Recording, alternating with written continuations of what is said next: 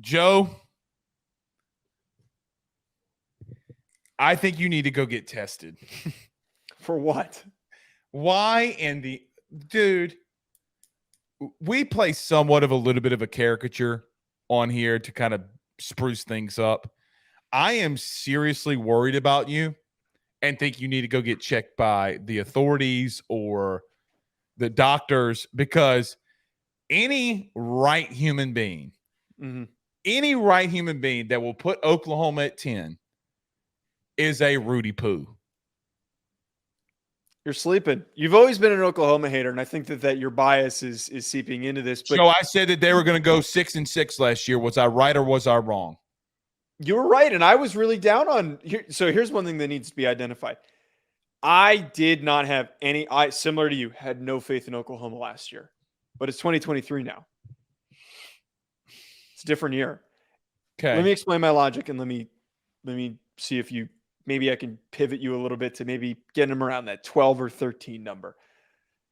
They had one of the best transfer portal classes and pulled two very important players. Walter Rouse, an offensive tackle from Stanford, who's going to replace Anton Harrison, and Hassan McCullough, who is a supremely talented edge rusher from Indiana. Extremely explosive edge rusher. They also pulled a bunch of other defensive linemen, defensive backs. Their biggest weakness was their defense, and it was because Brent Venables did not have the bodies that he needed to build his defense out the way that we saw their level of production at Clemson. He's got those bodies there now. I think the way that they played against Florida State, a game that the fact that that was a matchup, a top 15 Florida State team played a 6-6. As you just told me that was last year. It doesn't matter. Played a 6-6 Oklahoma team, and they played them down on the wire. I think that game is more reflective of what they can do offensively, what they can do defensively, and they have so much more talent this year coming into 2023. Yeah, but they don't deserve to be there. Why?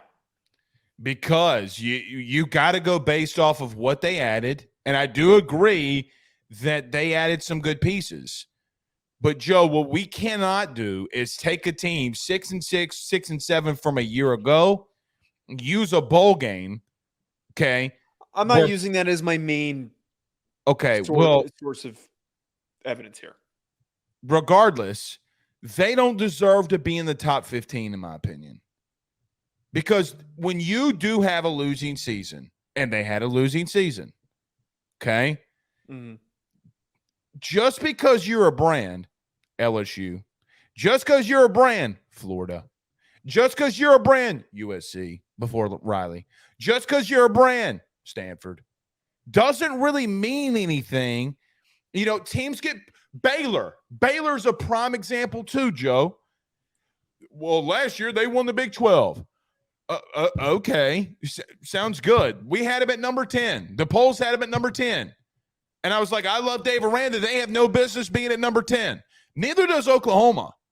Now, the only thing, okay, that would save them. And you know what's interesting about Oklahoma? Mm-hmm. Is there's only one team, Joe, that they play this year, one, in the regular season. Like we keep talking about Georgia's schedule and it being weak, right? Like we do. Oklahoma has a soft-ass schedule, and I think that they're going to – I said they have a soft-ass schedule. Okay? Yeah. That's why I would keep them maybe at 16. But the only reason that they would be a 10-2 team is because there's only one team that has a projected more than 6.5 wins, that being Texas. Everybody is 6.5 and below. They do not play a good team. I think, no, maybe it's 2. I think TCU has 7.5. We've seen Brent Venables fail just because, and we saw this with Lincoln, we saw this with Brian Kelly, just because you had players leaving the portal, so did everybody else. Everybody else in the country has a lot of people leaving. You're not excluded from that, okay? He had to replenish, and I get it. They have some talent, and I get it. Offensively, they're going to be better, and I get it. But let's not act like for just one freaking second that they deserve to be in the top 10.